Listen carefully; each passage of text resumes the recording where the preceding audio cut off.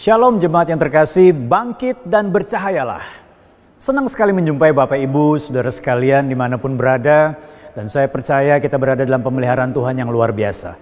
Hari ini kita akan membahas sebuah tema, yaitu kasih yang tidak pura-pura. Sebelumnya kita akan baca terlebih dahulu dalam Roma 12 ayat 9 sampai dengan ayat yang ke-11. Dikatakan demikian, hendaklah kasih itu jangan pura-pura, jauhilah yang jahat dan lakukanlah yang baik. Hendaklah kamu saling mengasihi sebagai saudara dan saling mendahului dalam memberi hormat. Janganlah hendaknya kerajinanmu kendor, biarlah rohmu menyala-nyala dan layanilah Tuhan. Saya percaya Rasul Paulus menuliskan surat ini kepada jemaat di Roma memiliki sebuah pengertian bahwa kasih itu adalah sebuah kebutuhan yang sangat penting bagi manusia. Semua orang membutuhkan kasih sebab di dalam kasih ada penerimaan, ada pengampunan, ada pemulihan, ada persatuan, ada penghiburan dan lain-lain. Tetapi bayangkan saudara, kalau kasih itu pura-pura. Akibatnya apa? Pengampunannya juga pura-pura, penerimaannya juga pura-pura, pemulihannya juga pura-pura, persatuannya juga pura-pura, penghiburannya juga pura-pura. Makanya ketika Paulus menuliskan, hendaklah kasih itu jangan pura-pura, disambung dengan jauhilah kejahatan dan lakukanlah yang baik. Ketika kita melakukan tindakan kasih, tapi sifatnya pura-pura, di mata Tuhan itu adalah kejahatan. Nah saudara yang dalam Tuhan, Rasul Paulus menasihatkan bahwa kasih itu tidak dilakukan dengan pura-pura. Mengapa? Yang pertama, kasih yang pura-pura itu adalah kejahatan. Sekali lagi saya katakan, kasih yang pura-pura itu adalah kejahatan. Sebab dapat menipu dan menjebak orang yang melihat dan mengalaminya. Karena ketika orang merasakan perbuatan kasih, maka di dalam dirinya ada pengharapan. Di dalam dirinya ada semacam kekuatan. Tetapi ketika dia tahu apa yang dilakukan itu hanyalah pura-pura, saya percaya pasti mendatangkan kekecewaan. Pasti mendatangkan kemarahan. Pasti mendatangkan bisa saja sakit hati.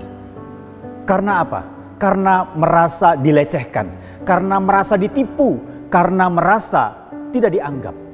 Nah saudara yang dalam Tuhan, kasih yang dilakukan dengan motivasi yang salah hanya untuk peninggian diri dan pencitraan, bukan benar-benar mengasihi tapi justru mengeksploitasi. Itulah gambaran daripada kasih yang pura-pura. Menggunakan kebutuhan orang-orang akan tindakan kasih untuk kepentingan pribadi. Perbuatan kasih hanya sebagai kamuflase atau tipuan semata untuk memperoleh apa yang diinginkan. Inilah juga kasih pura-pura. Jauh dari ketulusan dan belas kasihan jangan dilakukan, sebab hal ini kejahatan di mata Tuhan. Hal yang kedua adalah kasih ditampilkan dalam sikap saling mendahului dalam memberi hormat. Kenapa ini sangat penting saudara? Setiap orang pasti suka untuk dihormati. Apalagi kepada orang-orang yang lebih tua, lebih senior dalam bidang-bidang tertentu atau lebih berpengalaman. Tetapi kasih yang sejati ditandai dengan saling mendahului dalam memberi hormat juga kepada orang-orang yang bisa saja lebih muda dari kita. Atau masih junior, berbeda strata sosial, gender, pendidikan dan pengalaman. Intinya, tindakan kasih dalam saling menghormati seharusnya dilakukan tanpa memandang muka. Yesus mengasihi semua orang tanpa pura-pura, saudara. Dia melawat orang dengan kasihnya. Termasuk kepada mereka yang dianggap pembuat dosa dan kejahatan. Terkucilkan, najis, bahkan sampah masyarakat. Kalau saudara pelajari dalam kitab Injil, saudara banyak menemukan apa yang Yesus lakukan terhadap orang-orang yang demikian. Kalau saja tindakan kasih Kristus itu diteladani orang percaya, maka akan banyak sampah-sampah masyarakat berubah menjadi permata yang bernilai tinggi. Karena kasih itu mengubahkan orang. Hal yang berikutnya, kasih sebagai pendorong untuk melayani Tuhan melalui melayani sesama.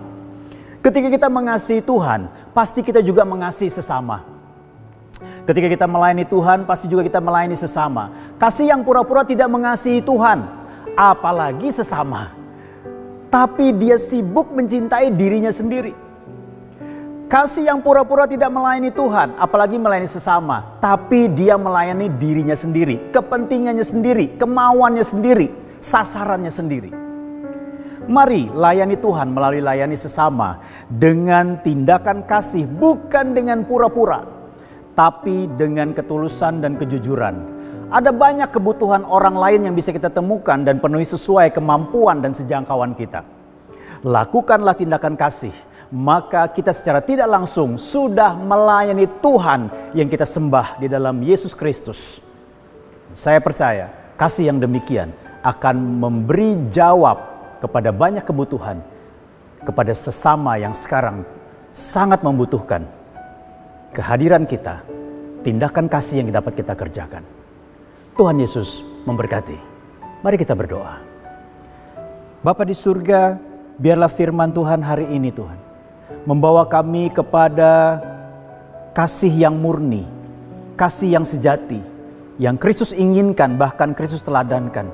Sehingga tidak ada kepura-puraan, tidak ada kamuflase, tidak ada tipuan, tidak ada pelecehan melalui setiap tindakan kebaikan yang dapat kami kerjakan bagi orang yang membutuhkan.